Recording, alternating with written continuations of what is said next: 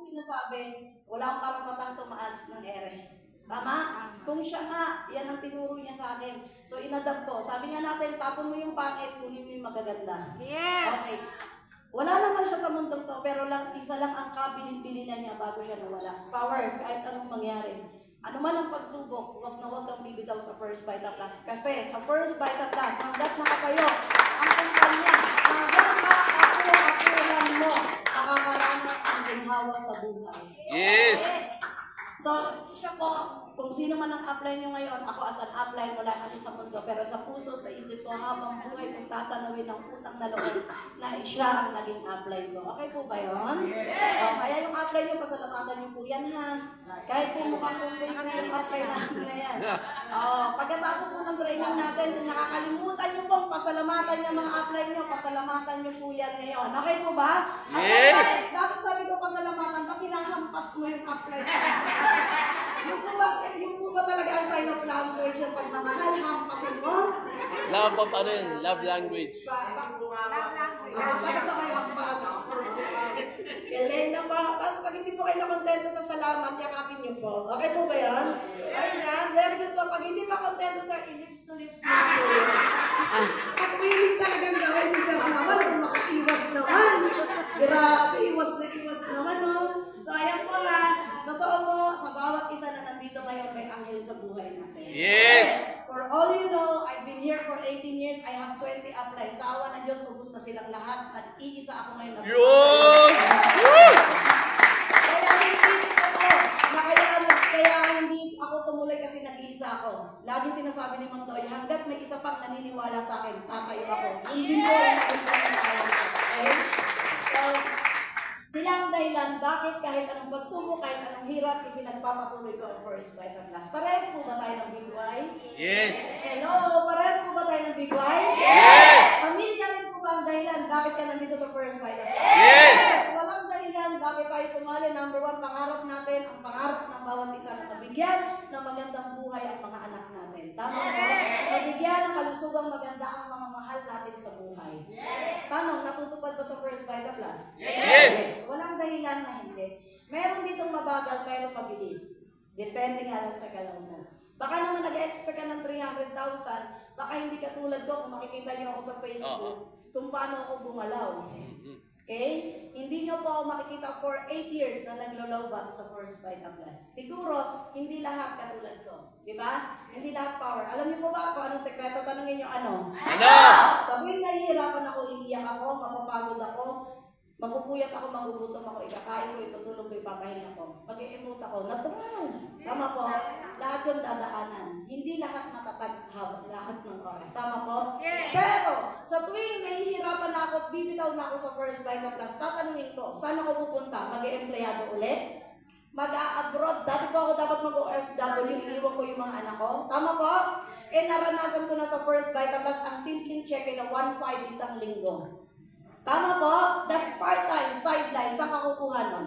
Secondly, pare-parehas po ba tayo? Nakakalibre na tayo ng product na iniinom sa First Vita Plus? Yes! Sabi ko sa sarili ko, maraming bumibili na hirap magbayad pero gustong-gusto ng First Vita Plus. Tama po? Yes! Yung simpleng libre nating SOC at SEQ, nakakatulong ba sa kalusugan ng pamilya? Yes! So, anong dahilan ko para tumigil? Tama po ba? Ipinagpatuloy ko dahil po sa kanila. Ang kwento po ng buhay ko sa mga hindi pa po nakakarinig, baka kayo niya lang po ako mapapakinggan. Always smile, always matapang, pero ako po ay dumaan sa matinding pagsubok bilang isang ina. Totoo. Lahat ng pagsubok sa buhay, daanan na natin, huwag ka lang mamatayan ng anak. Ang isang katulad ko po ay nakaranas na ng ospital at namatayan po ako ng anak. Pinakamahirap na part sa atin sa Pilipinas pag wala kang pera. Totoo. Ang anak ko po ay nagsuka tayo, normal pong sakit ng bata. 4 months old or turning 5 months old, dinala sa clinic sa lugar namin, hindi na asikaso. Dilipat namin sa malaking hospital, which is alam ko ng mga Caloocan, taga-Caloocan, Nodados General Hospital. Ang Nodados General Hospital ay isa sa private na hospital sa amin. Pagpasok mo pa lang doon, hinihingan agad ng pera. Tama po ba? Na-confirm ng anak ko, naswero. Ngayon, pagdating doon sa pangalawang hospital, doon sa Nodados, hindi na ina-accept ang bata. Ang sabi sa akin, di ba pagpasok, kailangan agad ng pera? Okay. So pagpasok, yung bata na-confine ng almost hours. Sabi ng doktor, medical doctors niya, Mrs., hindi na namin dito kaya yan, ilipat mo sa mas malaking hospital.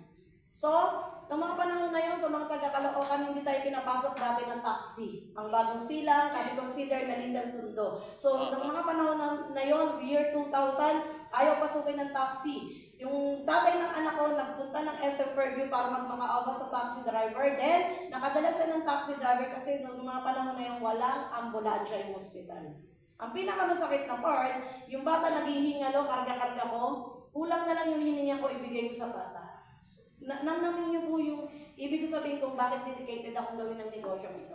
So habang dala-dala namin, ang bata, rather bago kami lumabas, kailangan magbayad. Tama po, kaya hindi nila naasikaso yung basta't nahiga ang pasyente, magbabayad hindi. Babayad. Wala akong pambayad dahil iniipon ko yung or kinikip ko yung natitira ko, I think 2,000, napakaliit na halaga, wala tayong pera eh. Sa madaling salita po, iniwan ko yung wedding ring. Makalabas lang kami. Takbo ngayon kami, lungsod ng kabataan. Narinig niyo na po ang PCMC? Philippine Children's Medical Center, one of the biggest hospital na pambata sa Pilipinas. Ang problema, pagpasok pa lang, misis, kailangan ilagay sa private na kwarto. Kapatid, pag sinabing private na kwarto, anong unang hahanapin? Pera. Dahil walang-wala ang gagawin sa madaling kwento, wala kang pera, pipirma ka ng waiver, ang anak mo ilalagay kung saan? Sa ward. Nakuha po. Ang masakit na part, pagpasok doon, dahil wala akong pera, yung anak ko nakahiga sa tabi ng mga batang malala ang karamdaman, may katabi ang anak ko yung pinapamp na. Nakaslant ang higa, katabi ng bata, alam niyo yung mga butot balat na. Yung anak ko ng mga panahon na yun, sobrang malusog, bilugan. Kahit mahirap po kasi kami, ako yung tipo ng nanay na hindi ko papayagang butungin ng mga anak ko. As I told you, nagagawa ko po, magtinda ng pamintan, para lang hindi nila maranasan yung gutom. Kaya hindi ako naniniwala, kaya mahirap kami kasi mahirap ang buhay. Hindi, mahirap kasi tamad ka. Hindi na gumagawa ng paraan. Bago ko inanak ang mga bata at my age, sinabi ko sa sarili ko, ayaw ko sa lahat na magiging ina ako na magpababaya ako yung mga bata. So ginawa ko po lahat. Nung nasa ospital na po kami, naranasan ko yung umikot sa DSWD, PCSO, lahat ng ahensya ng gobyerno. O mga kapatid, kulang na lang mapanood nyo ako sa GMA 7, ABS-CBN ng mga panahon na yon.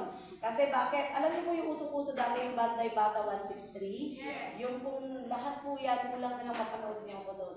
So nalibot ko po halos lahat DSWD. Pinakahuling na lapitan ko, former mayor ng Quezon City. Kilala po, Sunny Belmonte? Yes. Nagbigay na 5,000 halaga ng cheque, that was year 2000. Malaking halaga po yun. Pagpasok sa ospital, kailangan yung gamot dapat magamit para pumasok yung pondo. Nakuha po. So yung bata naka-confine, nakaswero, dala ng nurse ang syringe, in-inject. Pag-inject ng gamot, tumirik ang mata ng bata. Pag-tirik ng mata, sinaction. Pag sa action, may tinamaan sa baga, nag-bleeding, pinatawag ako ng doktor, misis, wala ng buhay ang bata. Pinakamasakit na part po yun sa isang ina. Tama po ba? So, nung mga panahon na yun, ang hirap tanggapin. Umaandar po yung bata nang nakikita ko yung, parang alam niyo po yung kung pwede mo lang bawiin yung buhay, wala na tayong magagawa. So, once upon a time matatanong mo, pero hindi ako kailanman na-question kay Lord na bakit.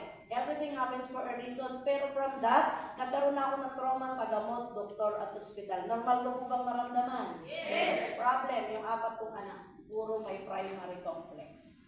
Narinig niyo na po yung TB sa bata? Yes! Ang sakit kasi namatay ang anak ko sa gamot.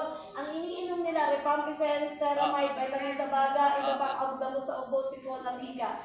Ang mga anak ko po ng mga panahon na yun, sobrang payat. Yung nakaganon yung balikat. Every time na matutulog ako, iniiyakan ko yun. Nakikita ko sila habang nakahiga yung 4 kong anak na araw-araw almusal nila yung rifampicin, yung kulay red.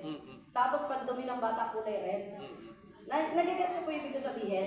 So before ko nakilala ang First Vita Plus, ang lagi kong panalangin, nakaparehas po tayo ha.